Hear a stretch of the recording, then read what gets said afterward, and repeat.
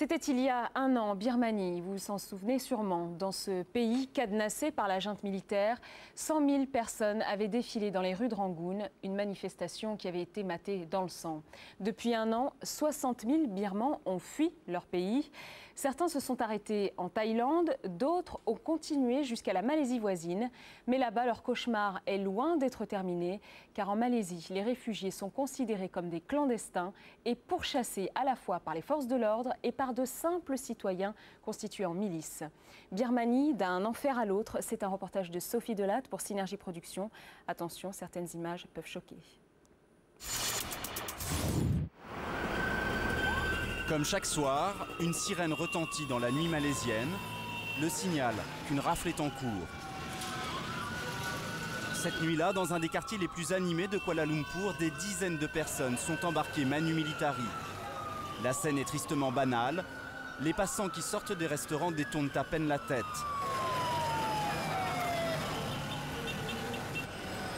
Ces hommes et ces femmes arrêtés dans l'indifférence générale sont tous clandestins. Et pour certains d'entre eux ce soir, c'est un deuxième cauchemar qui commence, car la plupart sont des réfugiés de Birmanie. La Birmanie, une des dernières dictatures de la planète. Un pays tenu d'une main de fer par une junte militaire qui réprime toute manifestation d'opposition.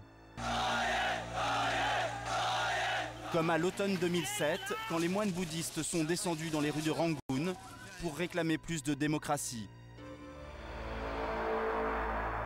Pour beaucoup de Birmans, fuir est devenu la seule issue. Ces 20 dernières années, 2 millions de personnes ont ainsi trouvé refuge dans les pays voisins, en Thaïlande, mais aussi de plus en plus en direction du sud, vers la Malaisie.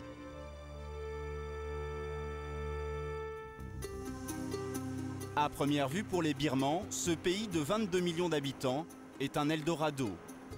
Avec ses gratte-ciel hauts de 500 mètres et son métro futuriste, la Malaisie est un des pays les plus développés d'Asie du Sud-Est. Les centres commerciaux fleurissent et on construit ici sans cesse de nouvelles tours. Un boom économique très consommateur en main-d'œuvre. En Malaisie, un travailleur sur 4 est immigré. Les Birmans, tous clandestins, viennent grossir cette main-d'œuvre docile et bon marché, sans se douter qu'ils ont en fait troqué un enfer pour un autre. Il y a d'abord les employeurs qui abusent de leur vulnérabilité. Anthony a fui son pays il y a 1 an et demi. À son arrivée à Kuala Lumpur, il est engagé au noir par un patron pêcheur. Tout se passe normalement, jusqu'au jour où il réclame sa paye. Le premier mois, lorsque j'ai demandé mon salaire, le patron m'a dit qu'il me le donnerait le mois d'après. Au bout de 2 mois, c'était toujours la même réponse. Et le 3e mois, pareil. Je n'avais pas un sou et je ne faisais plus confiance à mon patron. Je lui ai demandé de me donner mon salaire. Il a appelé 2 des travailleurs. Ils m'ont tenu par les bras et le patron m'a enfoncé une bouteille d'alcool, puis une deuxième. Ils m'ont ensuite poussé au sol. Ils m'ont ensuite découpé le dos. Comme j'étais imbibé d'alcool, j'ai d'abord rien senti, mais j'entendais ma peau se déchirer. Je suis tombé inconscient et ils m'ont jeté dans les buissons à terre. Pour Anthony, qui n'a pas de papier, pas question de porter plainte. Les Birmans vivent ici cachés, comme des hors-la-loi. En banlieue de Kuala Lumpur, ils s'entassent à 20 ou 30 dans des 3 pièces comme celui-là. Ils mènent une existence discrète. Les femmes et les enfants ne sortent quasiment jamais. Dans l'appartement, certains prient, d'autres préparent la cuisine. Mais surtout 24 heures sur 24, un homme fait le guet. Leur crainte, une descente des Rellas. Une milice de 500 000 hommes, reconnaissables à leur béret jaune. Ce ne sont pas des militaires, mais de simples citoyens. Au nom de la lutte contre l'immigration illégale, ces volontaires très zélés pourchassent les clandestins afin de les livrer aux autorités. Hommes, femmes, enfants, leurs cibles sont surtout des Birmans. Il ne se passe pas un seul jour sans que la communauté ne déplore de nouvelles arrestations.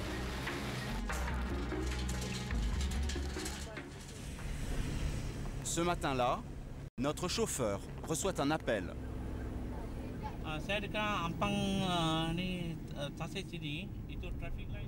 Une rafle est en cours en banlieue de Kuala Lumpur. 200 personnes viennent d'être embarquées. Moussa et sa femme Yasmine nous ont donné rendez-vous à un coin de rue. On a peur de rentrer chez nous. J'ai vu des voitures embarquer des gens sur leur passage. Et je cherche ma fille de 25 ans. Elle a couru. Je ne sais pas si elle a été arrêtée ou si elle a pu fuir. Yasmine et Moussa n'osent plus rentrer chez eux. Ils se sont repliés chez des amis et nous proposent de les suivre. Ce matin, 3 autres familles se sont également réfugiées dans cet appartement. Enfants et adultes sont encore sous le choc. Ce matin, beaucoup de gens ont disparu. Il y avait beaucoup de réfugiés birmans ici ce matin. Quelqu'un les a prévenus que les Rellas arrivaient et tout le monde s'est enfui. Je n'envoie pas mes enfants à l'école. J'ai trop peur que les Rellas les attrapent. On se déplace tous ensemble, partout. Comme ça, si quelque chose arrive, on reste unis. Tous vivent en permanence dans la peur d'une rafle. Car une fois interpellés, les clandestins sont conduits dans des centres de rétention où ils s'entassent. Dans celui-ci, prévu pour 1200 personnes, il serait en réalité régulièrement près de 2000. Et les traitements infligés aux Birmans y seraient d'un autre âge, coups, actes de torture et même sévices sexuels. Irène Fernandez est une des rares à dénoncer ces conditions de détention. Pour avoir publié un rapport accablant sur le sujet, cette militante des droits de l'homme est poursuivie en justice. Elle risque même 3 ans de prison. Ce jour-là, elle reçoit Nourul et Assir, 2 Birmans qui, il y a quelques semaines encore, croupissaient dans un centre de rétention. Ils veulent témoigner. J'ai vu un homme qui venait de subir un interrogatoire pendant 3 heures et quand il est sorti, il saignait des oreilles et de la bouche. Nous souffrons beaucoup en détention. Je ne sais pas comment font les enfants. Même pour nous les adultes, ce n'est pas facile. Depuis 2002, la Malaisie a même remis en vigueur une vieille pratique héritée de la colonisation, la flagellation.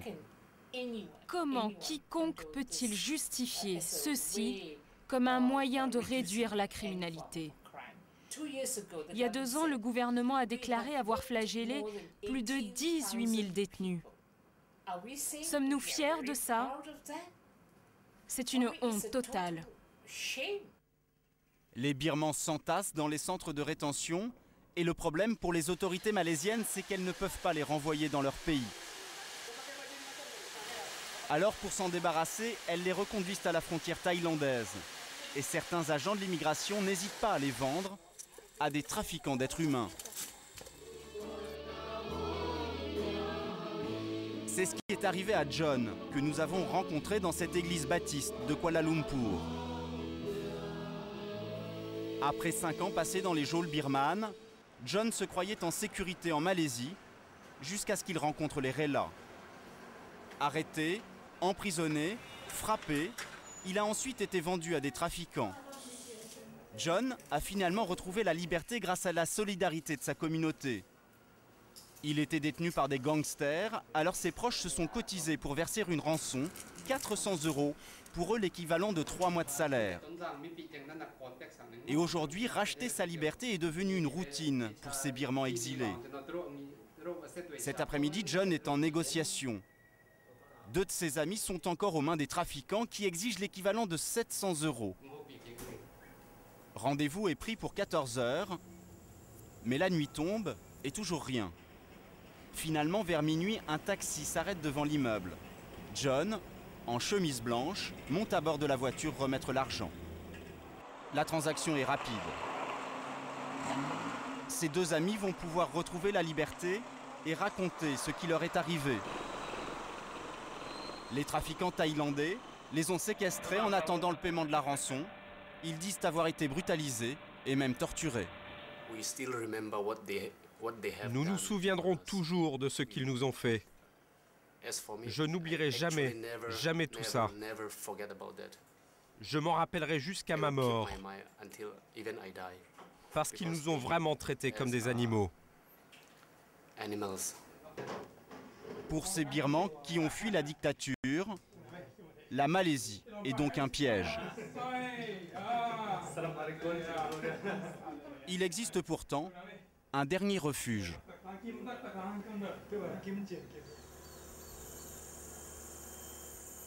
Au cœur de la jungle, à plusieurs centaines de kilomètres de Kuala Lumpur, l'endroit est difficile d'accès.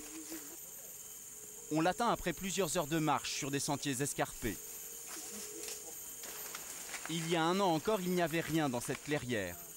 Depuis, un hameau d'une quinzaine de bicoques s'est créé de toutes pièces.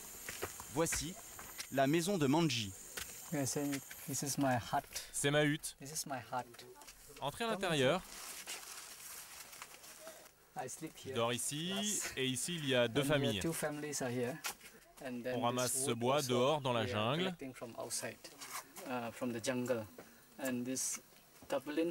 Et ces morceaux de plastique, ce sont les planteurs qui les jettent, et nous les récupérons pour faire tout ça.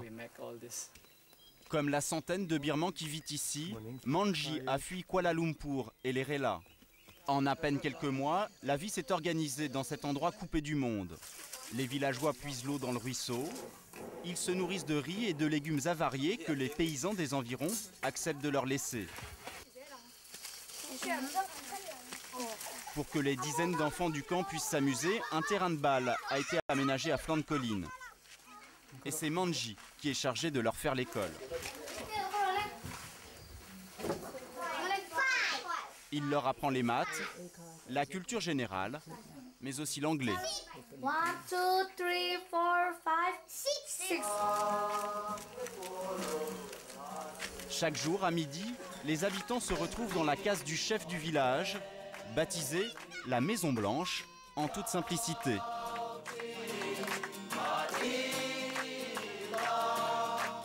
Pour tous, ce séjour au milieu de la jungle est un répit.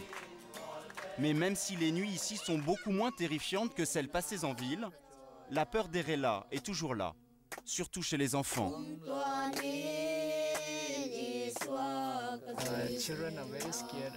Les enfants ont très peur des Relais. Lorsqu'ils entendent le nom de Relais, ils se mettent à être apeurés et à pleurer. Ils n'en ont jamais rencontré encore, mais ils ont entendu que les Relais attrapent les étrangers comme nous. Ils pensent que les Relais sont des sortes de robots, ce ne sont pas des humains.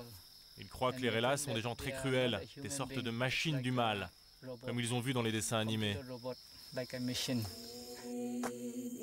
Pour ces hommes et ces femmes, le répit est peut-être de courte durée.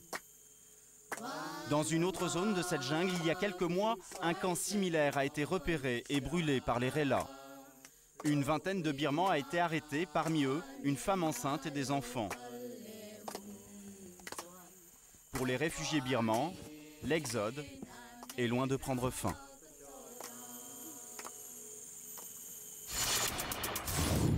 66 minutes se sont écoulées. Vous pouvez nous écrire à notre adresse internet 66minutes@m6.fr. Merci de votre fidélité. Cette émission a été préparée avec François Ducroux, Stéphane Martin, Grégoire Marseille, Thibaut de Barberac, Muriel Beaupied et Marlène Lousseau à la production, sans oublier Nicolas Druy à la réalisation. Rendez-vous mercredi prochain à 20h50 pour un nouveau numéro de 66 minutes. D'ici là, je vous souhaite une très belle soirée sur M6.